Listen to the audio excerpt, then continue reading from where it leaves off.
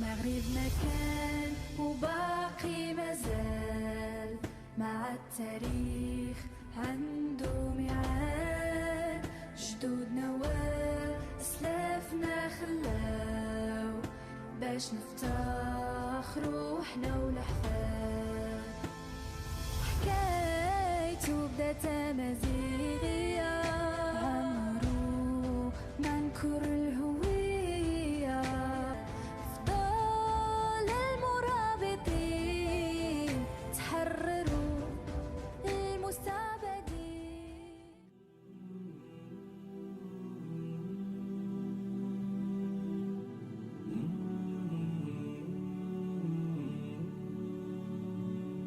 Assalamu alaikum wa rahmatullahi wa barakatuh.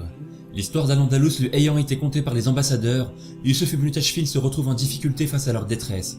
Le califat a vocation à défendre les musulmans où qu'ils se trouvent, et même au-delà des frontières. Mais il sait aussi qu'il doit faire preuve de réalisme dans sa stratégie militaire, Sabta lui échappant encore et toujours.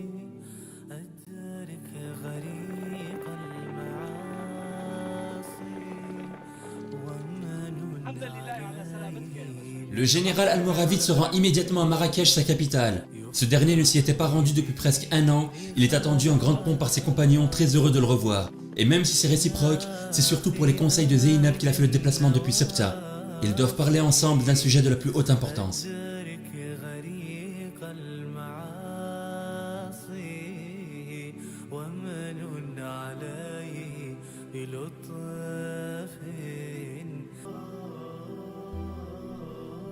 حمدا لله على سلامتك وما تنفع الضغينة والشحنة. إني أكبر فيك هذا الوفاء، فلماذا يتهمون المرأة بالغدر؟ ما المرأة إلا كالرجل. قد انتصر لك الخليفة.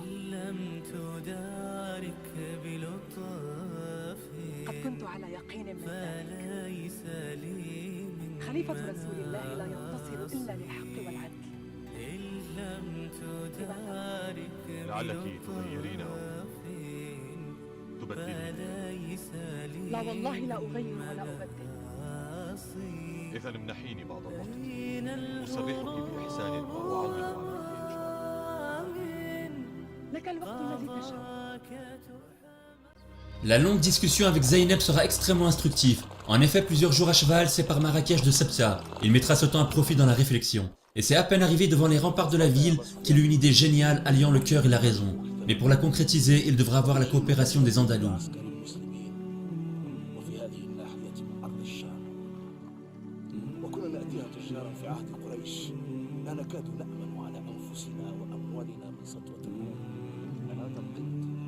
القط يا أبا عبد الله ثم وثوب الأسد إن شاء الله، وأننا بثقنا الرجل تنظر لنا تجهيزات القوم لتكون خطتنا على قدر ذلك، وإن الروم يقاتلون في ترتيب غير الذي عهدنا، وما زلت أدير الأمر في رأسي، وإنا إن شاء الله أبشر وصل، وإن غدا بناظره الكريم لا يبلغ شريفنا قدر أدناه، ثم إذا رجعنا من عندهم إلى قومنا تنافخنا وتنافرنا وفاخر بعضنا بعضا حتى تحمى أنوفنا.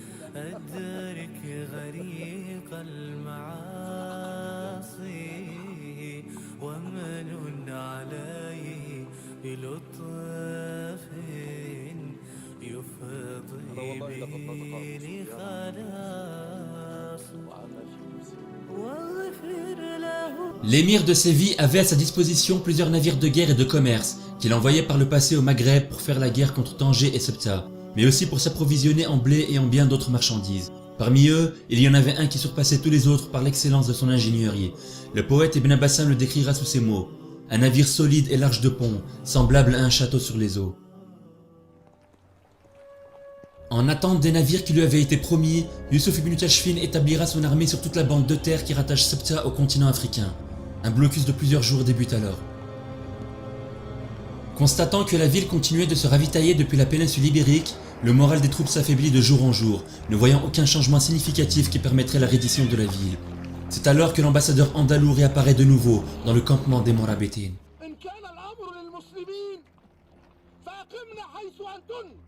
فارجمنه بالحجارة.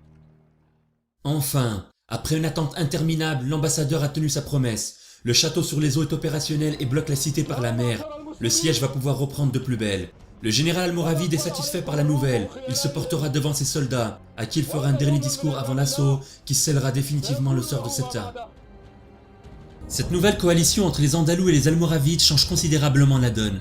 La stratégie d'encerclement terrestre et maritime se referme peu à peu sur la ville, tandis que ses défenseurs ne semblent pas encore réaliser la gravité de la situation. L'armée ennemie campe encore et toujours sur ses positions, sur ordre de Diyad Daoula, qui est bien déterminé à défendre la cité au péril de sa vie. Mais réussira-t-il à contenir l'étau qui se dessine malgré lui? Durant plusieurs jours, les Mourabitaines vont se rapprocher des remparts, et comme à l'accoutumée, ils seront reçus par une pluie de flèches. Cela n'inquiétera toutefois pas Youssouf ibn Tashfin, son but étant d'obliger l'ennemi à tirer toutes ses flèches. Le blocus maritime les dissuadera d'en faire venir par la mer. Mais contre toute attente, Diyad Daoula est serein et ne cède pas à la panique. Il sait qu'au même moment, ses navires font face au château d'eau. La bataille fait rage aussi bien sur terre que sur mer. De nombreux soldats tombent des deux côtés, bien que les pertes les plus considérables sont du côté des soldats de la foi.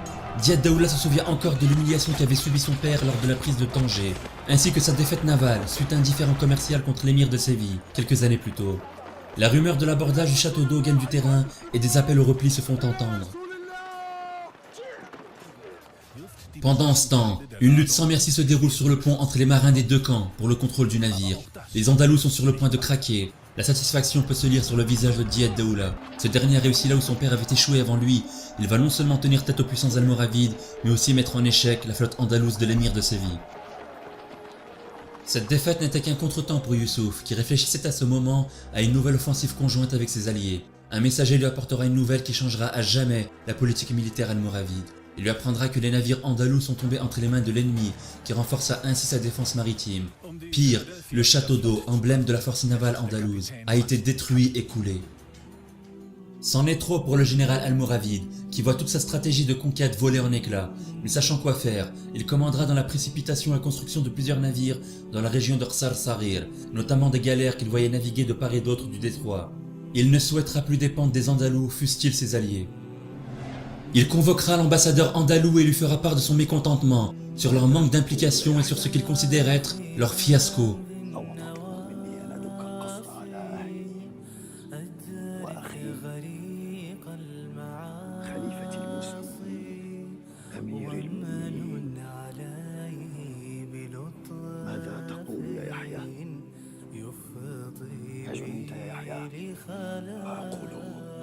تستطيع يا مولاي. إياك أن تعيدها مرة ثانية.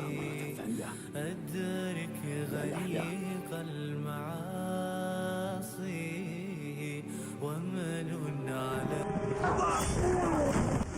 La situation de l'autre côté du détroit est désastreuse. L'offensive chrétienne irrésistible n'épargne aucun village musulman qui refuse de payer un tribut à la royauté du Nord. Les populations sont emmenées en esclavage, tandis que les résistants sont tués. C'est que la situation s'est inversée depuis la mort d'Al-Manzor. Toutes les injustices qu'il avait commises au nom du djihad se reproduisent dans le sens inverse contre les musulmans. Ce malheureux village mis à sac par les soldats chrétiens est l'illustration de ce que subissent les populations pauvres des villages. Leur éloignement par rapport aux cités les rendant vulnérables aux attaques ennemies, contrairement aux populations citadines protégées par des murailles et des garnisons.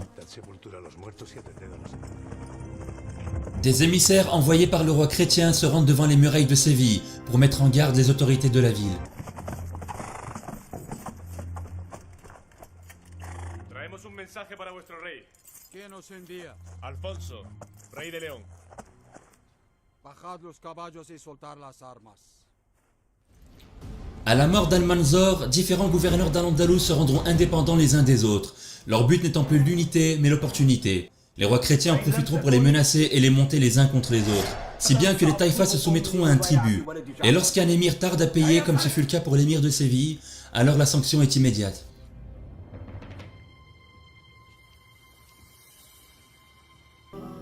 أين كنت يا يحيى؟ كنت أقضي بعض الحوائج لمولاتي. أبي مثل هذا الوقت. ما هو؟ توسعة الحرم الشريف يا مولاي. توسعة الحرم الشريف.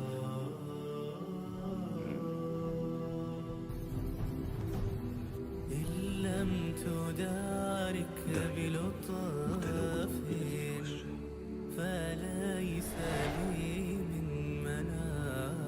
La pression exercée par Youssouf contre l'ambassadeur semble avoir porté ses fruits. Une armada nombreuse quitte Séville pour rejoindre l'Afrique. Les Andalous qui ne souhaitaient pas s'impliquer davantage à Ceuta ont compris que sans la prise de la ville, aucune intervention almoravide ne pourrait être envisagée. Face à des chrétiens de plus en plus menaçants, c'est la survie d'Al-Andalus qui est en jeu. Après la débâcle contre Diyad Daoula, la présence de Youssouf était requise à Fès pour régler certaines affaires d'État, mais non sans avoir laissé des inscriptions en attente des navires. Toutefois, une interrogation subsiste quant au lieutenant qui lui succédera. Certains historiens pensent qu'il s'agit d'Al-Mu'iz, le fils de Youssouf et de Zaynab, mais pour d'autres, cela est peu probable à cause de son jeune âge. Le choix du lieutenant n'a que peu d'importance, puisqu'en 1084, les coalisés mettront en difficulté Diyad Daoula et ses troupes pour la première fois. Submergés par la masse de leurs opposants, les défenseurs de la ville sont désorganisés et un mouvement de panique apparaîtra. Diyad Daoula sonnera la retraite derrière les remparts. Désormais, Ceuta ne dispose plus d'aucune force terrestre capable de repousser les assauts.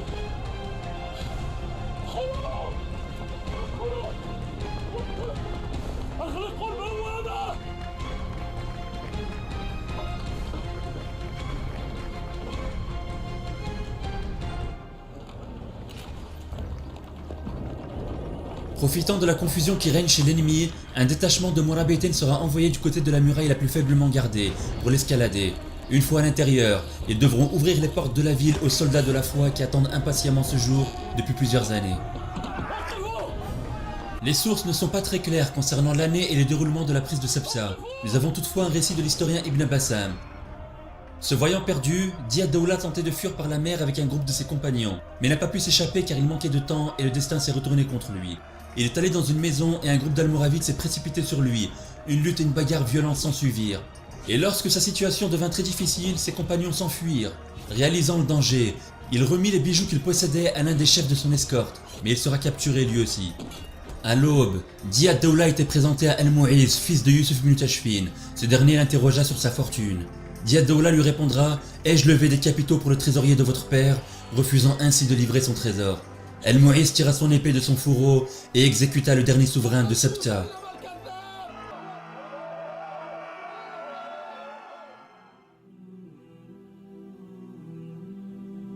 La chute de Ceuta arrivera très rapidement jusqu'aux oreilles de Taïfa. L'émir de Séville, satisfait par la nouvelle, devra se rendre à l'évidence. Il n'arrivera pas à convaincre ses voisins de la nécessité de faire intervenir les Almoravides. En effet, une grande partie d'entre eux craignaient que leur présence soit préjudiciable et qu'ils ne leur prennent leur royaume. Pour ne pas en arriver là, ils décideront à l'exception de l'émir de Séville d'envoyer le tribut habituel au roi chrétien. Al-Andalus est le théâtre d'une guerre sans merci entre les différents royaumes musulmans. Les taïfas se forment autour de grandes familles aristocrates. Les plus puissantes d'entre elles disposent de moyens conséquents pour agrandir leur territoire au détriment des taïfas les plus faibles. Ainsi, s'ils étaient une vingtaine au début du XIe siècle, ils ne sont plus qu'une dizaine. Les rivalités peuvent parfois avoir des allures de conflits ethniques, principalement entre les royaumes arabes et berbères. Beaucoup de soldats y perdront la vie, mais pas seulement. Un émir de Taïfa pouvait être capturé, tué ou tout simplement mourir de mort naturelle. Se posera alors la question de la succession. Tous les taïfas fonctionnent de la même manière, à savoir un pouvoir héréditaire discriminatoire transmis de père en fils, où la femme même la plus compétente est exclue. Une fois accédé au trône, les vizirs influenceront le nouveau dirigeant lui expliquant que dorénavant, son devoir sera de venger la mort de son père ou de continuer sa politique peu importe les moyens déployés. Cela entraînera un changement d'attitude des émirs de Taïfa, qui par manque de soldats feront appel au service de mercenaires chrétiens qu'ils payeront grassement en échange de leurs services.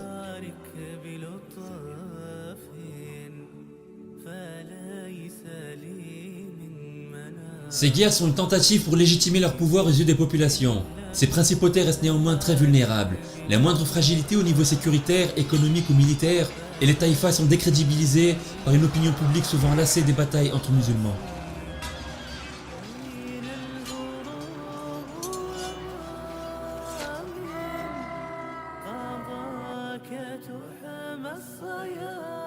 Les soldats meurent par milliers sur les champs de bataille, laissant des familles endeuillées. La vie du soldat n'a que peu d'importance pour les puissants, qui les recrutent dans des familles pauvres n'ayant aucun moyen de subvenir à leurs besoins. Leur sacrifice consolidera la position très privilégiée de l'émir et de sa famille, qui passent le plus clair de leur temps à célébrer leurs richesses dans des festins démesurés.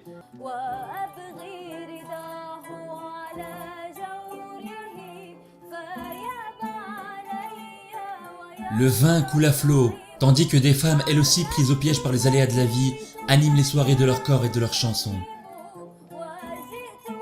L'insouciance qui règne dans les royaumes musulmans arrivera jusqu'aux oreilles des chrétiens qui campent devant Tolède. Ils ne se contentent plus des tribus versées pour assouvir leur avidité. Désormais enrichis par les impôts prélevés aux populations musulmanes par l'intermédiaire de leur souverain, le roi Alphonse VI de Castille et Léon changera radicalement de politique. Nada, majestad. Tal vez podríamos negociar un... Quiero Toledo rendida sin condiciones. Se me va a recordar por esta victoria. Seré el rey que puso Toledo a sus pies.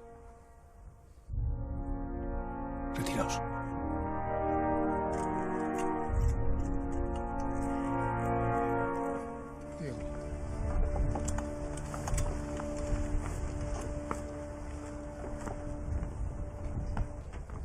Este mensaje es para el rey Alfonso.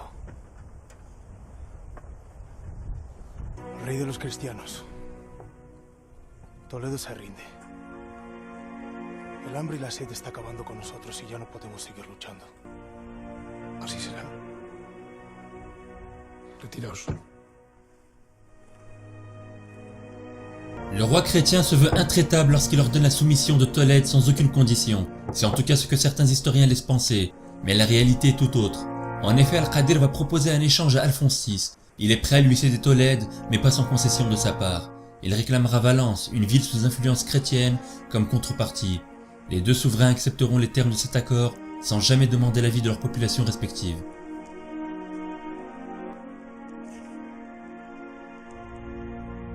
Ce roi deviendra le premier parmi les chrétiens à avoir conquis une ville musulmane majeure.